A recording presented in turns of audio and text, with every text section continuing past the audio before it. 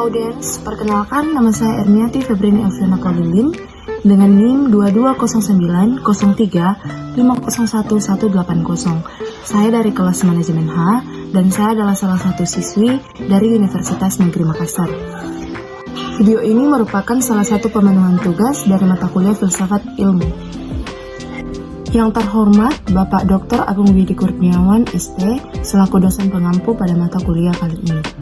Di sini saya akan menjelaskan bagaimana itu 3 subsistem filsafat dan bagaimana proses dari 3 subsistem filsafat tersebut di kegiatan tidur. Nah, langsung saja ke pembahasan. Let's go! Nah, sebelum kita membahas lebih lanjut, saya ingin menjelaskan bahwa apa itu filsafat. Filsafat adalah ilmu yang mempelajari tentang seluruh fenomena kehidupan. Nah, filsafat berasal dari bahasa Yunani, yaitu philosophia, yakni philein atau mencintai, dan sophia yang berarti kebijaksanaan, keterampilan, pengalaman praktis, dan intelijensi. Nah, langsung saja yang pertama, ontologi filsafat. Nah, apa sih ontologi filsafat itu? Ontologi filsafat berasal dari bahasa Yunani, yaitu ontos yang berarti hakikat dan logos yang berarti teori. Filsafat ontologi ini membicarakan hakikat segala sesuatu. Ini berupa pengetahuan tentang hakikat segala sesuatu. Ilmu yang mempelajari prinsip yang paling mendalam. Nah, selanjutnya ontologi ini memiliki beberapa aliran. Apa saja sih aliran-aliran dari filsafat ontologi ini? Yang pertama adalah monisme, yang kedua adalah dualisme, dan yang ketiga pluralisme, dan yang keempat nihilisme, dan yang kelima realisme, dan yang terakhir agnostisisme. Nah, lanjut. Yang kedua adalah filsafat epistemologi. Nah, epistemologi tersendiri ini berasal dari bahasa Yunani, yaitu episteme yang berarti pengetahuan dan logos yang berarti teori. Filsafat epistemologi merupakan filsafat-filsafat yang menceritakan tentang asal dan keberadaan objek tersebut. Aliran-aliran dalam filsafat epistemologi diantaranya adalah yang pertama, empirisme, dan yang kedua, rasionalisme, dan yang ketiga, fenomenologi, dan yang keempat, positivisme, dan yang terakhir adalah pragmatisme. Nah, selanjutnya yaitu aksiologi. Yang terakhir, ini adalah subsistem yang terakhir untuk filsafat ilmu, yaitu aksiologi. Apa sih aksiologi itu? Aksiologi berasal dari bahasa Yunani, yaitu yang pertama aksios yang berarti nilai dan logos yang berarti teori. Filsafat aksiologi merupakan cabang filsafat ilmu yang mempertanyakan bagaimana manusia menggunakan ilmunya. Objek material aksiologi adalah perbuatan atau tingkah laku manusia secara sadar dan bebas. Nah, aksiologi ini memiliki aliran juga, dan yang pertama adalah naturalisme, dan yang kedua hedonisme, dan yang ketiga vitalisme, dan yang terakhir adalah theologies. Oke, itu saja penjelasan mengenai subsistem dari filsafat ilmu. Langsung saja saya akan membahas yang menjadi materi pokok saya, yaitu kegiatan tidur. Nah, apa sih tidur itu? Tidur adalah proses bagi semua makhluk hidup dan bahkan ini sangat penting bagi kesehatan tubuh manusia. Ketika kita tidur, daya tanggap pasti berkurang karena beberapa organ yang ada ikut beristirahat. Nah, faktanya manusia hampir menghabiskan sepertiga hidupnya untuk tidur dan beristirahat. Tentu saja hal ini kita butuhkan waktu tidur beberapa jam untuk kembali memulihkan stamina tubuh kita. Nah, tidur memiliki arti dari para ahli loh. Yang pertama itu kita bahas menurut Guyton and Hall. Ini merupakan teori tahun 1997. Nah, tidur adalah suatu keadaan bawah sadar di mana seseorang masih dapat dibangunkan dengan pemberian rangsang sensorik atau dengan rangsang lainnya.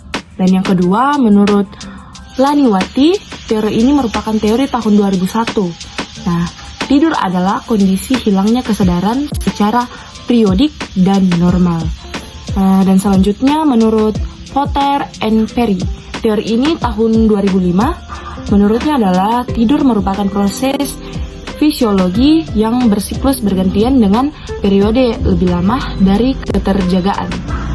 Selanjutnya adalah menurut Wahid dan Nurul, teori ini tahun 2007, menurutnya yaitu tidur adalah suatu keadaan tidak sadar yang menyebabkan reaksi individu terhadap lingkungan sekitar menurun bahkan hilang. Nah, dari beberapa teori tersebut dapat disimpulkan bahwa tidur adalah kondisi tidak sadar yang membuat pelakunya tidak bisa berinteraksi dengan sekitarnya.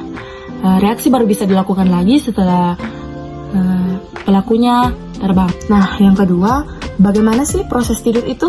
Nah, tidur juga memiliki tahap, dan tidur memiliki 4 tahap yang sering dilakukan di keseharian kita sebagai makhluk hidup.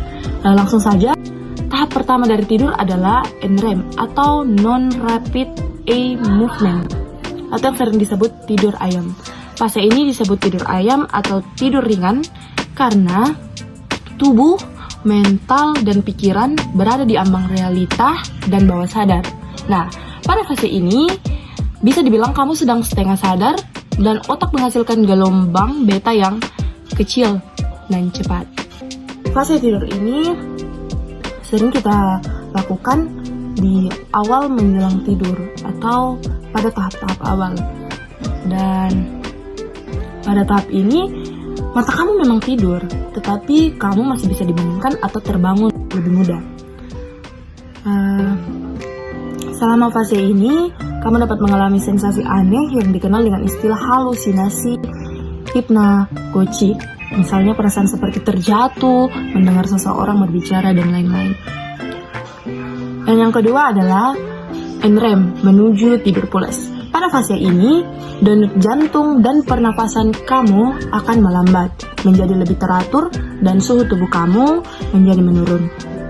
Kamu juga akan semakin merasakan kurang sadar akan lingkungan sekitar.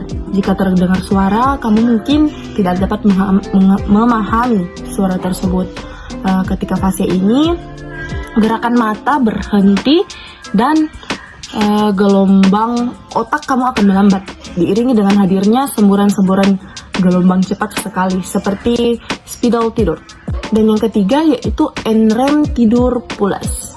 Oke? Fase ketiga ini merupakan fase tidur pulas yang ditandai dengan pelepasan gelombang delta pada otak. Ketika telah memasuki fase ini, kamu jadi kurang responsif dan suara yang kamu dengar di sekitar mungkin akan gagal menghadirkan respon. Tidak ada gerakan mata, tidak ada gerakan aktivitas otot sama sekali di fase ini. Saat fase ini berjalan, tubuh memulai perbaikan dan pertumbuhan jaringan, membangun kekuatan tulang dan otot, serta meningkatkan pasokan darah ke otot, meningkatkan dan memperkuat sistem imun tubuh. Tidak hanya itu ya, energi dan hormon pertumbuhan yang penting untuk tubuh kembang juga akan dipulihkan pada fase ini. Dan yang terakhir yaitu REM, tidur bermimpi. Fase terakhir ini dan terdalam di proses tidur adalah REM atau Rapid Eye Movement yang disebut juga tidur bermimpi. Ketika memasuki fase ini, pernafasan akan menjadi lebih lambat, tidak teratur, dan dangkal. Tidak hanya itu, mata juga akan bergerak ke segala arah dengan cepat. Aktivitas otak dan detak jantung meningkat, tekanan darah naik, dan ereksi pada kaum pria.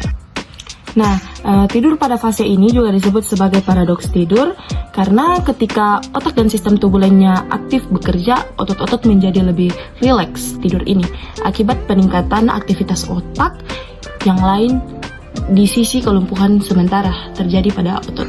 Oke, itu saja pembahasan mengenai tahapan-tahapan tidur dan bagaimana sih proses tidur itu terjadi. Nah, perlu kita ketahui bahwa setiap hari kita tidur itu juga memiliki tahapan, dan tahapan itu bisa dijelaskan secara ilmiah dan masuk akal. Oke, selanjutnya yaitu pembahasan ketiga, yaitu apa sih manfaat dari tidur ini. Nah, dan yang terakhir yaitu apa sih manfaat dari tidur ini? Nah, selain tidur memiliki pengertian, memiliki tahapan, tidur juga memiliki manfaat. Nah, langsung saja, apa sih manfaat dari tidur? Nah, menurut Hidayat pada tahun 2012, fungsi dan tujuan secara jelas dari tidur ini sebenarnya belum diketahui secara pasti. Tetapi perlu diyakini bahwa tidur dapat menjaga keseimbangan mental, emosional, kesehatan, dan mengurangi stres pada paru, kardiovaskular, endokrin, dan lain-lain. Energi disimpan selama tidur, sehingga dapat menyediakan kembali pada fungsi yang penting.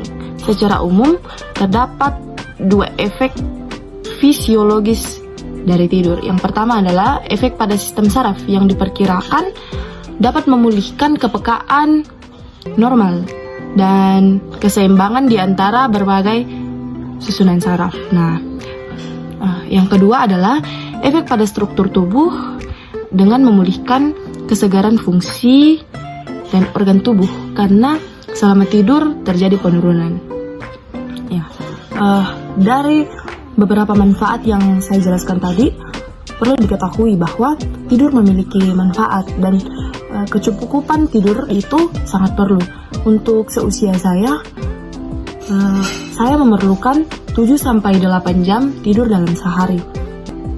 Agar stamina saya memenuhi dan saya dapat melanjutkan aktivitas saya, maka saya harus tidur dalam kurun waktu 7-8 jam.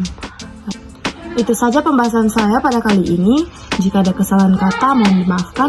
Assalamualaikum warahmatullahi wabarakatuh.